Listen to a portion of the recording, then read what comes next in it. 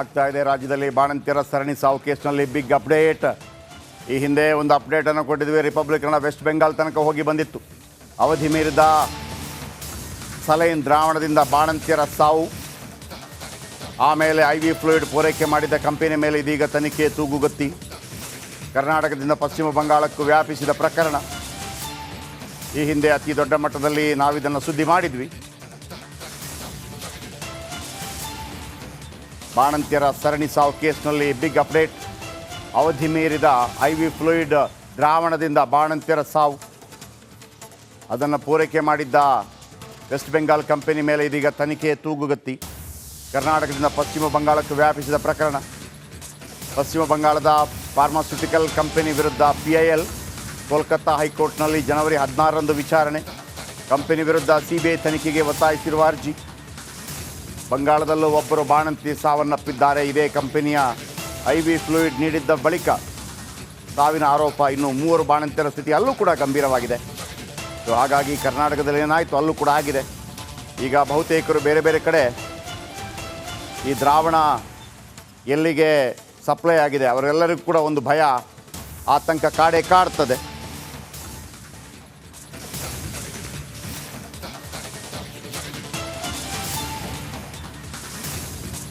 ಬಾಣಂತಿಯರ ಸರಣಿ ಸಾವಿನ ಬಗ್ಗೆ ರಿಪಬ್ಲಿಕ್ ಕನ್ನಡ ತನಿಖೆ. ದೇಶಾದ್ಯಂತ ಸಂಚಲನ ಮೂಡಿಸಿದ್ದ ತನಿಖಾ ವರದಿಯ ಬಳಿಕವೇ ಎಚ್ಚೆತ್ತಿದ್ದ ರಾಜ್ಯ ಸರ್ಕಾರ. ತನಿಖೆ ತೂಗುಗತಿ ಎದುರಿಸ್ತಾ ಇರುವಂತಹ ಕಂಪನಿ.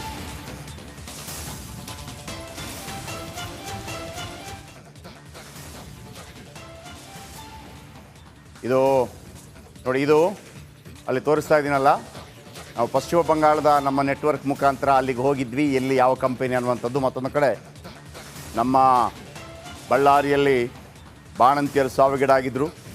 ಮೊದಲಿಗೆ 2 ಲಕ್ಷ ಪರಿಹಾರ ಕೊಟ್ಟಿದ್ದರು. ರಿಪಬ್ಲಿಕ್ ಕನ್ನಡದ ನಿರಂತರ ವರದಿ ಬಳಿಕ ಅದು 5 ಲಕ್ಷಕ್ಕೆ ಏರಿಕೆ ಆಗಿತ್ತು.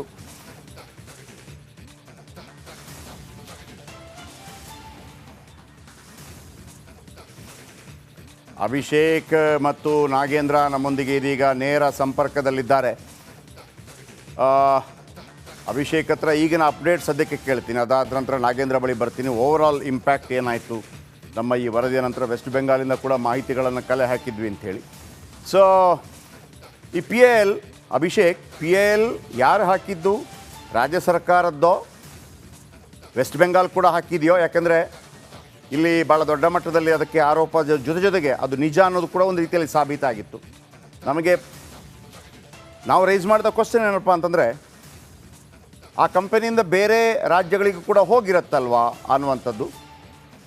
ಕರ್ನಾಟಕದಲ್ಲಿ ಆಗಿತ್ತು, ಆನಂತರ ವೆಸ್ಟ್ ಬೆಂಗಾಲಲ್ಲೂ ಕೂಡ ಆಯಿತು. ಈಗ ಇದು ವಿಚಾರಣೆಗೆ ಬರೋದಾ ಅಥವಾ ಕಂಪನಿ ವಿರುದ್ಧ ತನಿಖೆಗೆ ಆದೇಶ ಸಿಗೋದಾ? ಎಕ್ಸ್ಪೆಕ್ಟೇಷನ್ ಏನು? ದ ಫಾಸ್ಟೆಸ್ಟ್ ಅಪ್ಡೇಟ್ ಏನು ಈ ಕ್ಷಣಕ್ಕೆ? ಜಯಪ್ರಕಾಶ್ ಶೆಟ್ರೆ, ಮೊದಲನೇದಾಗಿ ಈ ಒಂದು ಕಂಪನಿ ದೇಶದ ಯಾವ್ಯಾವ ಜಿಲ್ಲೆಗಳಿಗೆ ಎಷ್ಟೆಷ್ಟು ಡೋಸೇಜನ್ನು ಕಳಿಸಿದೆ ಅನ್ನೋದು PILನಲ್ಲಿ ವಿಚಾರಣೆ ಮಾಡುವಂಥ ಸಂಗತಿಯಾಗಿರುವಂಥದ್ದು. PIL ಹಾಕಿರೋದು ಮೃತ ಬಾಣಂತಿಯ ಪತಿಯಾಗಿದ್ದಾರೆ.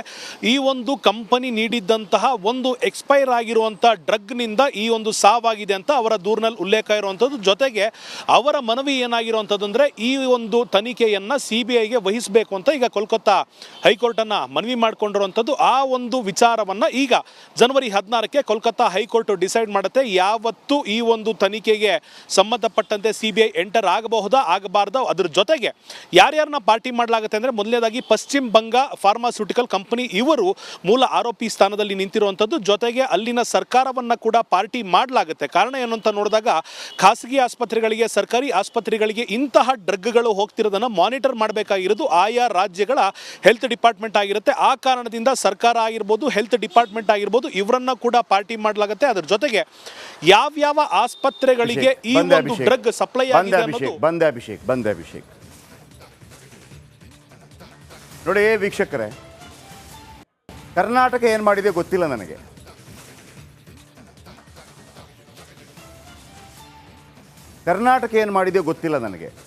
ತೀರ್ಕೊಂಡಿದ್ದು ಬಳ್ಳಾರಿಯಲ್ಲಿ ನಮ್ಮ ತಾಯಂದಿರು, ಕಿತ್ತೋಗಿರೋ ನಮ್ಮ ರಾಜಕಾರಣಿಗಳು ಕೂಡ ಅದರ ಬಗ್ಗೆ ಮಾತಾಡಿದ್ದು ಬಿಟ್ಟರೆ ಒಂದು PIL ಹಾಕಿಲ್ಲ ಯಾರು ಕೂಡ.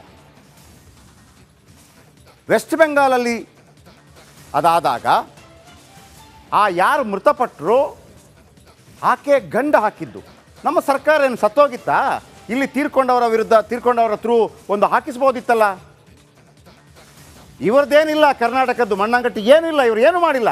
ಇವ್ರಿಗೆ ಜನ ಬೇಡ ಇವರಿಗೆ. ಈಗ ಯಾರು ಗೊತ್ತಾ ಇದು PL ಹಾಕಿರೋದು? ಅಲ್ಲಿಯ ಹೈಕೋರ್ಟ್ನಲ್ಲಿ ಹಾಕಿರೋದು, ವೆಸ್ಟ್ ಬೆಂಗಾಲಲ್ಲಿ, ಕರ್ನಾಟಕದವರಲ್ಲ. ಕರ್ನಾಟಕದವ್ರಿಗೆ ಇನ್ನೇನು ಬೇಕು? ಸತ್ತೋಗಿದ್ದಾರೆ, ಓಟ್ ಇಲ್ಲಲ್ಲ ಈಗ.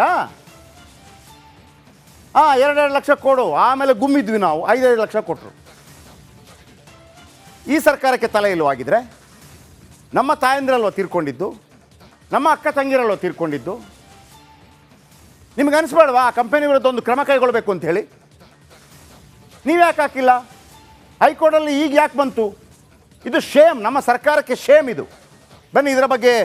ಆದರೆ ನಮಗೆ ನಮ್ಮ ತಾಯಂದಿರ ಬಗ್ಗೆ ನಾವು ರಿಪಬ್ಲಿಕ್ ಕನ್ನಡ ವೆಸ್ಟ್ ಬೆಂಗಾಲ್ ತನಕ ಹೋಗಿ ಅದರ ಬಗ್ಗೆ ಮಾಹಿತಿಗಳನ್ನು ಸಂಗ್ರಹ ಮಾಡಿ ಪದೇ ಹೇಳಿದ್ವಿ. ಡಾಕ್ಟ್ರುಗಳ ತಪ್ಪಲ್ಲ, ಡೇವನ್ನು ಹೇಳಿದ್ದೀವಿ, ಡಾಕ್ಟ್ರುಗಳ ತಪ್ಪಲ್ಲ. ಅಲ್ಲಿ ಮೆಡಿಸಿನ್ ಯಾರು ಕಳಿಸ್ತಾರೋ ಅವರ ತಪ್ಪು, ಮೆಡಿಸಿನ್ ಯಾರು ಕೊಡ್ತಾರೋ ಅವರ ತಪ್ಪು. ಆ ಸಂದರ್ಭದಲ್ಲಿ ಕೇಂದ್ರದ ಮೇಲೆ ಕೂಡ ನಾವಲ್ಲ, ಅವರು ಕಳಿಸಿದ್ದು ಅಂತಂದರು. ವೆಸ್ಟ್ ಬೆಂಗಾಲ್ಗೆ ಯಾಕೆ ಪ್ರಾಬ್ಲಮ್ ಆಗಿಲ್ಲ? ಈಗ ಕೋರ್ಟ್ಗೆ ಹೋಗೋದಕ್ಕೆ ನೀವು ಯಾಕೆ ಹೋಗಿಲ್ಲ ಕೋರ್ಟ್ಗೆ? ಬನ್ನಿ ಇದರ ಬಗ್ಗೆ ಇನ್ನಷ್ಟು ಹೆಚ್ಚಿನ ಮಾಹಿತಿ ಕೊಡ್ತಾರೆ ನನ್ನ ಕಲೀಗ್ ನಾಗೇಂದ್ರ. ಐ ಥಿಂಕ್ ನಾವೇನು ಡಿಸ್ಕಸ್ ಮಾಡಿದ್ವಿ ಆ ಪ್ರಕಾರ ಈಗ ನಾನು ಹೇಳಿದ ವಿಚಾರಗಳು ನನಗೆ ಅವರು ಹಾಕಿದ್ರು. ಅವ್ರು ಯಾಕೆ ಹಾಕಬೇಕು? ಅವರು ಹಾಕ್ತಾರೆ. ಮತ್ತೊಂದು, ಅವರಿಗೆ ಅವರ ಜನಗಳ ಮೇಲೆ ಪ್ರೀತಿ ಇದೆ.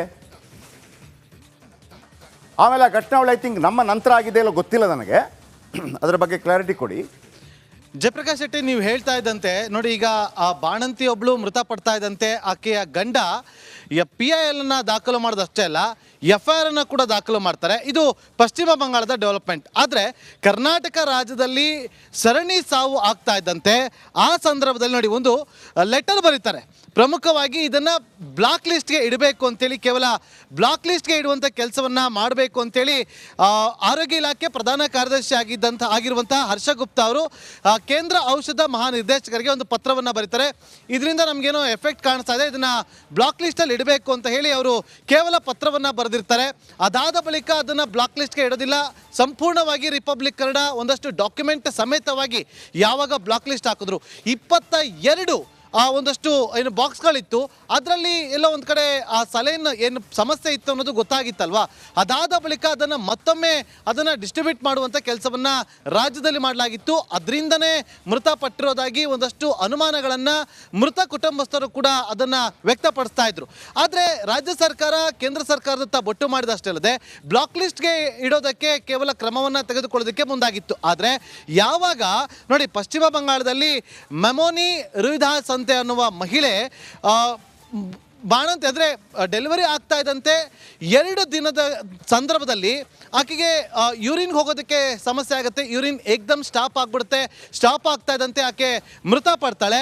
ಆಕೆಯ ಗಂಡ ದೇವಾಶೀಸ್ ರುಹಿದಾಸ್ ಅಂತೇಳಿ ಈತ ಕೊಟ್ವಾಲಿ ಪೊಲೀಸ್ ಸ್ಟೇಷನ್ಗೆ ಹೋಗಿ ಒಂದು FIR ಅನ್ನು ದಾಖಲು ಮಾಡ್ತಾರೆ. FIR ಅನ್ನು ದಾಖಲು ಮಾಡಿದಷ್ಟೇ ಅಲ್ಲದೆ ಅವರು ವಕೀಲರನ್ನ ಇಟ್ಟು PIL ಅನ್ನು ಸಲ್ಲಿಕೆ ಮಾಡ್ತಾರೆ.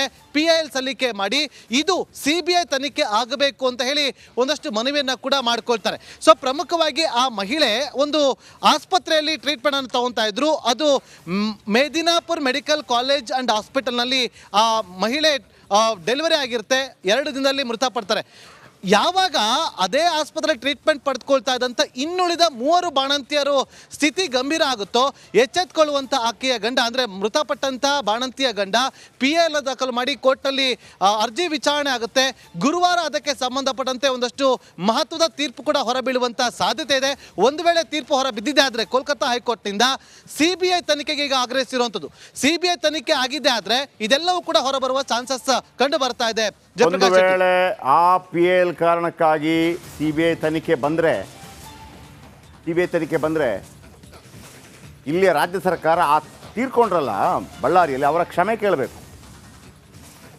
ಈ ಕರ್ನಾಟಕದ ಜನ ಸತ್ತಿದ್ದಾರೆ, ನಿಮಗೊಂದು PIL ಹಾಕಿ ಒಂದು ಕೇಸ್ ಹಾಕ್ಲಿಕ್ಕೆ ಆಗಿಲ್ಲ ಇಲ್ಲಿ ತನಕ. ಹಾಕಿದರೆ ನನಗೆ ಗೊತ್ತಿಲ್ಲ ಅದೇನು ಮಾಡಿದ್ದೀರಿ ಅಂತ, ಸುದ್ದಿಯಂತೂ ಬಂದಿಲ್ಲ. ನಂಬರ್ 1 ಅಲ್ಲಿ ಶಿರೂರಿನಲ್ಲಿ 6 ಮನೆಗಳು ಧರಾಶಾಹಿ ಆಯಿತು, ಆ ಮನೆ ಕಟ್ಟಿಸಿಕೊಡ್ಲಿಕ್ಕಾಗಿಲ್ಲ. ಕೇರಳದಲ್ಲಿ ಬಿದ್ದಾಗ ಅಯ್ಯಯ್ಯೋ 100 ಮನೆ ಕಟ್ಕೊಡ್ಲಾ ಅಂತೇಳಿ ಓಡೋಗ್ತೀರಿ. ಅವ್ರು ನಿಮ್ಮನ್ನು ಕೇರ್ ಮಾಡಿಲ್ಲ, ಮತ್ತೆ ಪತ್ರ ಬರೀತೀರಿ. ಯಾಕೆ ನೀವು ಯಾರು ನಿಮ್ಗೆ ಓಟ್ ಹಾಕಿದ್ದು? ಕೇರಳದವರ, ವೆಸ್ಟ್ ಬೆಂಗಾಲ್ ಅವರ? ನಾವು ತಾನೇ ಈ ಪ್ರಶ್ನೆ ಕೇಳಬಾರ್ದು? ಇದೇ ತಾಯಂದಿರು ತೀರ್ಕೊಂಡ್ರಲ್ಲ, ನಂದಿನಿ ಮತ್ತೊಂದು ಅಂಥೇಳಿ. ಇದು ಯಾರ್ದೋ ಆಗೋದು ಬೇಡ. MP MLA ಹೆಂಡತಿಯರಾಗಿದ್ದಿದ್ರೆ, MP MLA ಹೆಂಡತಿಯರಾಗಿದ್ದಿದ್ರೆ, ಮುಖ್ಯಮಂತ್ರಿ ವಿರೋಧ ಪಕ್ಷದ ನಾಯಕರ ಮನೆಯವರುಗಳಾಗಿದ್ದಿದ್ರೆ ಬಿಡ್ತಿದ್ದೀರ ನೀವು? ಬಿಡ್ತಿದ್ದೀರೇನ್ರಿ? ಮತ್ತು ಬಡವರ ಪಕ್ಷ, ದೀನದಲಿತರ ಪಕ್ಷ, ಅವ್ರಿಗಾಗಿ ನಾವು ಇದ್ದೀವಿ. ನಮ್ಮ ನಡೆ ಬಡವರ ಕಡೆ, ನಮ್ಮ ನಡೆ ಇಡ್ಲಿ ತಿನ್ನುವ ಕಡೆ. ಮಾಡಿಲ್ಲ ನೀವು? ಬಡವರ ಮನೆಯಲ್ಲಿ ಇಡ್ಲಿ ತಿನ್ನೋಣ, ಬಡವರ ಮನೆಯಲ್ಲಿ ಹೊರಗಡೆಯಿಂದ ತಟ್ಟೆ ತಂದು, ಹೊರಗಡೆಯಿಂದ ಇಡ್ಲಿ ತಂದು, ದಲಿತರ ಮನೆಯಲ್ಲಿ ತಿಂದು, ಆಹಾ ದಲಿತೋದ್ಧಾರಕರು ನೀವೆಲ್ಲ. ಮಾಡಿಲ್ಲ? ನಮ್ಮ ನಡೆ ಬಡವರ ಕಡೆ, ಮಣ್ಣ ಅಂಗಟ್ಟಿ. ನೀವು ಮಾಡಲೇ ಇಲ್ಲ. ನೀವು ನಕ್ಸಲರು ಬಂದ ತಕ್ಷಣ ಅಣ್ಣ ಬನ್ನಿ ಅಣ್ಣ ಶರಣಾಗತಿ, ವೆಪನ್ ನಾಳೆ ಕೊಡಿ ಪರವಾಗಿಲ್ಲ, ನಿಮಗೆ 3 ಲಕ್ಷ ಬಿಡುಗಡೆ ಮಾಡ್ತೀನಿ. ಮಾಡಿಲ್ಲ? ರಾಜು ಕಪನೂರ್ ಒಬ್ಬ ಆತ್ಮಹತ್ಯೆ ಮಾಡ್ಕೋತಾನೆ, ಆತನನ್ನು ಬಂಧಿಸೋಕ್ಕಾಗಲ್ಲ ನಿಮ್ಮಿಂದ. ಆತ ಒಳ್ಳೆ ರೌಡಿ ಥರ 100 ಜನರ ನಡುವೆ ಬಂದು ಸರೆಂಡರ್ ಆಗ್ತಾನೆ, ನೀವು ಅದನ್ನು ಅರೆಸ್ಟ್ ಅಂತ ಹೇಳ್ತೀರಿ. ಯಾರಿಗಿದ್ದೀರಿ ಸ್ವಾಮಿ? ಸಮಾಜವಾದಿ ಹಿನ್ನೆಲೆಯ ಮುಖ್ಯಮಂತ್ರಿಗಳೇ, ಸಿದ್ದರಾಮಯ್ಯನವರೇ, ನೀವು ಅಹಿಂದ ವರ್ಗ ತಪ್ಪೇನು? ನಾನು ಅಹಿಂದ ವರ್ಗದ ನಾಯಕ. ಅಹಿಂದ ವರ್ಗದ ಜನ ಸಾಯ್ತಾ ಇದ್ದಾರೆ. ಅವರ ಜೀವಕ್ಕೆ ಬೆಲೆ ಕೊಡಿ, ಗೌರವ ಕೊಡಿ, ಕೇಳ್ತೀವಿ.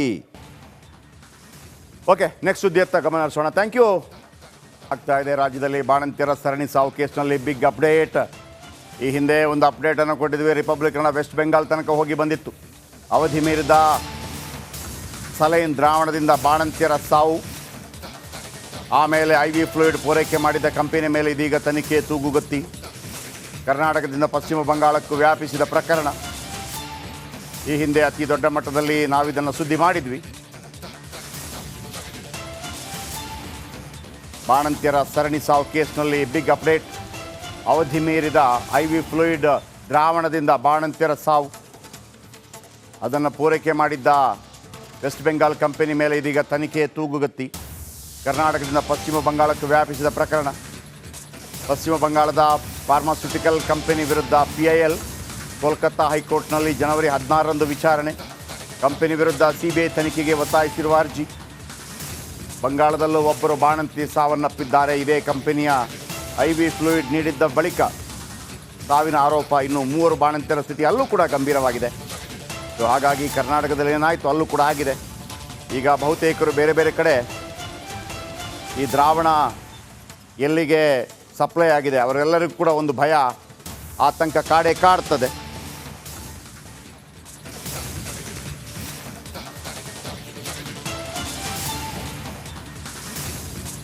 ಬಾಣಂತಿಯರ ಸರಣಿ ಸಾವಿನ ಬಗ್ಗೆ ರಿಪಬ್ಲಿಕ್ ಕನ್ನಡ ತನಿಖೆ ದೇಶಾದ್ಯಂತ ಸಂಚಲನ ಮೂಡಿಸಿದ್ದ ತನಿಖಾ ವರದಿಯ ಬಳಿಕವೇ ಎಚ್ಚೆತ್ತಿದ್ದ ರಾಜ್ಯ ಸರ್ಕಾರ. ತನಿಖೆ ತೂಗುಗತಿ ಎದುರಿಸ್ತಾ ಇರುವಂಥ ಕಂಪನಿ.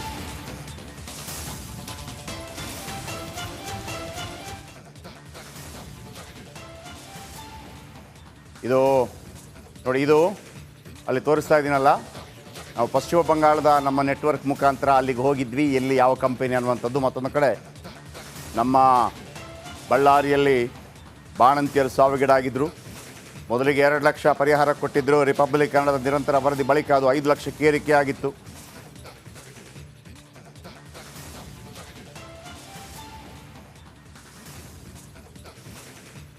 ಅಭಿಷೇಕ್ ಮತ್ತು ನಾಗೇಂದ್ರ ನಮ್ಮೊಂದಿಗೆ ಇದೀಗ ನೇರ ಸಂಪರ್ಕದಲ್ಲಿದ್ದಾರೆ.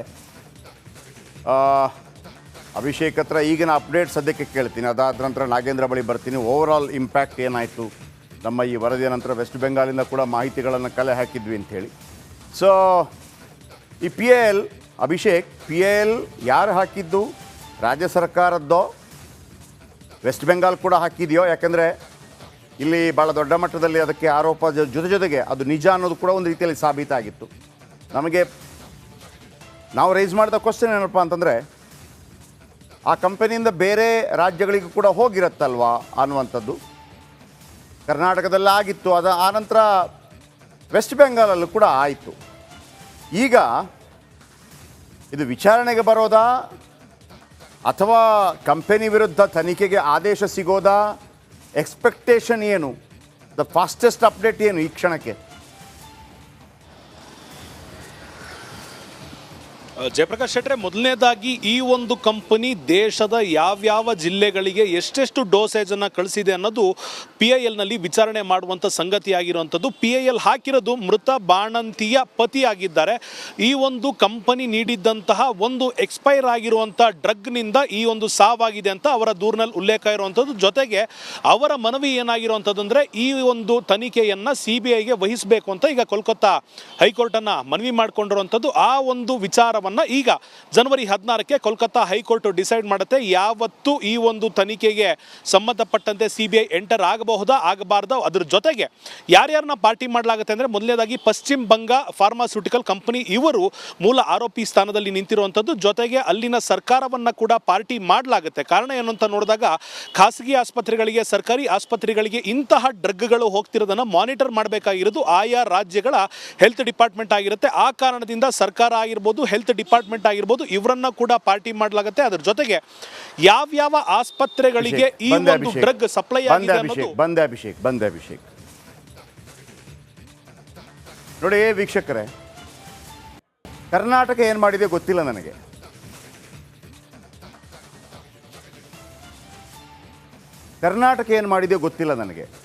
ತೀರ್ಕೊಂಡಿದ್ದು ಬಳ್ಳಾರಿಯಲ್ಲಿ ನಮ್ಮ ತಾಯಂದಿರು, ಕಿತ್ತೋಗಿರೋ ನಮ್ಮ ರಾಜಕಾರಣಿಗಳು ಕೂಡ ಅದರ ಬಗ್ಗೆ ಮಾತಾಡಿದ್ದು ಬಿಟ್ಟರೆ ಒಂದು PIL ಹಾಕಿಲ್ಲ ಯಾರು ಕೂಡ. ವೆಸ್ಟ್ ಬೆಂಗಾಲಲ್ಲಿ ಅದಾದಾಗ ಯಾರು ಮೃತಪಟ್ಟರು ಆಕೆ ಗಂಡ ಹಾಕಿದ್ದು. ನಮ್ಮ ಸರ್ಕಾರ ಏನು ಸತ್ತೋಗಿತ್ತಾ? ಇಲ್ಲಿ ತೀರ್ಕೊಂಡವರ ವಿರುದ್ಧ, ತೀರ್ಕೊಂಡವರ ಥ್ರೂ ಒಂದು ಹಾಕಿಸ್ಬೋದಿತ್ತಲ್ಲ. ಇವ್ರದ್ದೇನಿಲ್ಲ, ಕರ್ನಾಟಕದ್ದು ಮಣ್ಣಂಗಟ್ಟಿ ಏನಿಲ್ಲ, ಇವ್ರು ಏನು ಮಾಡಿಲ್ಲ. ಇವರಿಗೆ ಜನ ಬೇಡ ಇವರಿಗೆ. ಈಗ ಯಾರು ಗೊತ್ತಾ ಇದು PIL ಹಾಕಿರೋದು?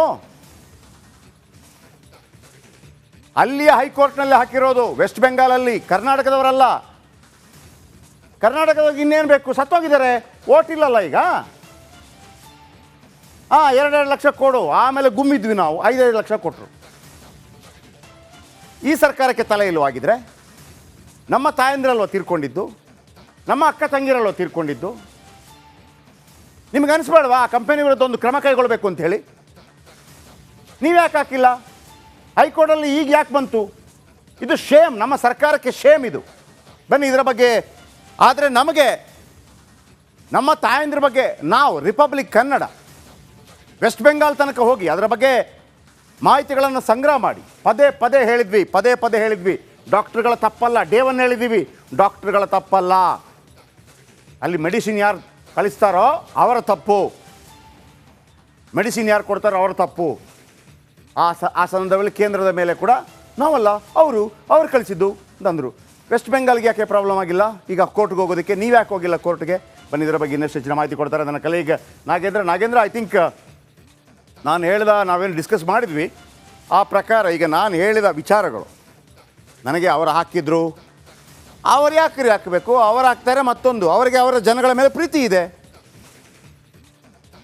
ಆಮೇಲೆ ಆ ಘಟನೆಗಳು ಐ ಥಿಂಕ್ ನಮ್ಮ ನಂತರ ಆಗಿದೆ ಇಲ್ಲ ಗೊತ್ತಿಲ್ಲ ನನಗೆ, ಅದರ ಬಗ್ಗೆ ಕ್ಲಾರಿಟಿ ಕೊಡಿ. ಜಯಪ್ರಕಾಶ್ ಶೆಟ್ಟಿ, ನೀವು ಹೇಳ್ತಾ ಇದ್ದಂತೆ ನೋಡಿ, ಈಗ ಆ ಬಾಣಂತಿ ಒಬ್ಳು ಮೃತಪಡ್ತಾ ಇದ್ದಂತೆ ಆಕೆಯ ಗಂಡ PIL ದಾಖಲು ಮಾಡೋದಷ್ಟೇ ಅಲ್ಲ, FIR ಕೂಡ ದಾಖಲು ಮಾಡ್ತಾರೆ. ಇದು ಪಶ್ಚಿಮ ಬಂಗಾಳದ ಡೆವಲಪ್ಮೆಂಟ್. ಆದರೆ ಕರ್ನಾಟಕ ರಾಜ್ಯದಲ್ಲಿ ಸರಣಿ ಸಾವು ಆಗ್ತಾ ಇದ್ದಂತೆ ಆ ಸಂದರ್ಭದಲ್ಲಿ ನೋಡಿ ಒಂದು ಲೆಟರ್ ಬರೀತಾರೆ. ಪ್ರಮುಖವಾಗಿ ಇದನ್ನು ಬ್ಲಾಕ್ ಲಿಸ್ಟ್ಗೆ ಇಡಬೇಕು ಅಂತೇಳಿ, ಕೇವಲ ಬ್ಲಾಕ್ ಲಿಸ್ಟ್ಗೆ ಇಡುವಂಥ ಕೆಲಸವನ್ನು ಮಾಡಬೇಕು ಅಂತೇಳಿ ಆರೋಗ್ಯ ಇಲಾಖೆ ಪ್ರಧಾನ ಕಾರ್ಯದರ್ಶಿ ಆಗಿರುವಂತಹ ಹರ್ಷ ಗುಪ್ತಾ ಅವರು ಕೇಂದ್ರ ಔಷಧ ಮಹಾನಿರ್ದೇಶಕರಿಗೆ ಒಂದು ಪತ್ರವನ್ನು ಬರೀತಾರೆ. ಇದರಿಂದ ನಮಗೇನೋ ಎಫೆಕ್ಟ್ ಕಾಣಿಸ್ತಾ ಇದೆ, ಇದನ್ನು ಬ್ಲಾಕ್ ಲಿಸ್ಟಲ್ಲಿ ಇಡಬೇಕು ಅಂತ ಹೇಳಿ ಅವರು ಕೇವಲ ಪತ್ರವನ್ನು ಬರೆದಿರ್ತಾರೆ. ಅದಾದ ಬಳಿಕ ಅದನ್ನು ಬ್ಲಾಕ್ ಲಿಸ್ಟ್ಗೆ ಇಡೋದಿಲ್ಲ, ಸಂಪೂರ್ಣವಾಗಿ ರಿಪಬ್ಲಿಕ್ ಕನ್ನಡ ಒಂದಷ್ಟು ಡಾಕ್ಯುಮೆಂಟ್ ಸಮೇತವಾಗಿ ಯಾವಾಗ ಬ್ಲಾಕ್ ಲಿಸ್ಟ್ ಹಾಕಿದ್ರು 22 ಒಂದಷ್ಟು ಏನು ಬಾಕ್ಸ್ಗಳಿತ್ತು, ಅದರಲ್ಲಿ ಎಲ್ಲ ಒಂದು ಕಡೆ ಆ ಸಲೈನ್ ಏನು ಸಮಸ್ಯೆ ಇತ್ತು ಅನ್ನೋದು ಗೊತ್ತಾಗಿತ್ತಲ್ವಾ. ಅದಾದ ಬಳಿಕ ಅದನ್ನು ಮತ್ತೊಮ್ಮೆ ಅದನ್ನು ಡಿಸ್ಟ್ರಿಬ್ಯೂಟ್ ಮಾಡುವಂಥ ಕೆಲಸವನ್ನು ರಾಜ್ಯದಲ್ಲಿ ಮಾಡಲಾಗಿತ್ತು. ಅದರಿಂದನೇ ಮೃತಪಟ್ಟಿರೋದಾಗಿ ಒಂದಷ್ಟು ಅನುಮಾನಗಳನ್ನು ಮೃತ ಕುಟುಂಬಸ್ಥರು ಕೂಡ ಅದನ್ನು ವ್ಯಕ್ತಪಡಿಸ್ತಾ ಇದ್ರು.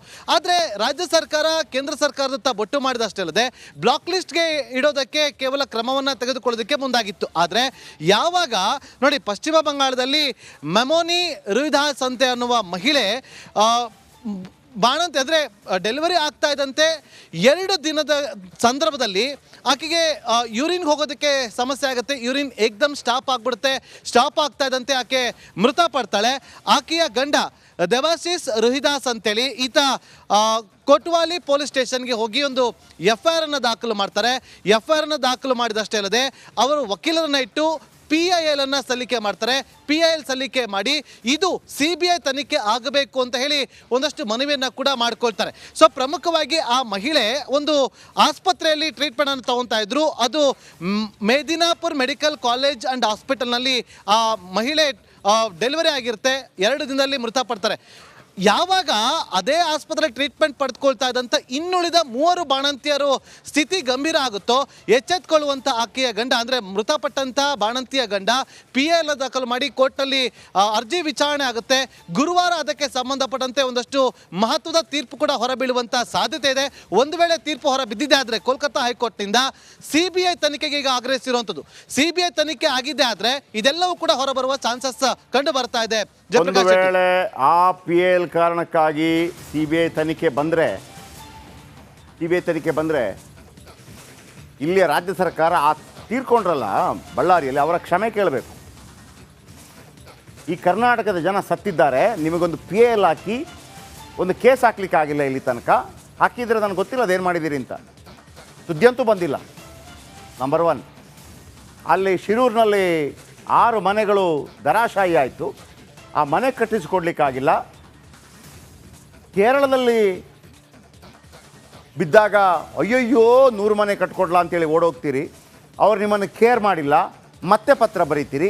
ಯಾಕೆ ನೀವು ಯಾರು ನಿಮ್ಗೆ ಓಟ್ ಹಾಕಿದ್ದು? ಕೇರಳದವರ, ವೆಸ್ಟ್ ಬೆಂಗಾಲ್ ಅವರ? ನಾವು ತಾನೇ ಈ ಪ್ರಶ್ನೆ ಕೇಳಬಾರ್ದು. ಇದೇ ತಾಯಂದಿರು ತೀರ್ಕೊಂಡ್ರಲ್ಲ, ನಂದಿನಿ ಮತ್ತೊಂದು ಅಂಥೇಳಿ.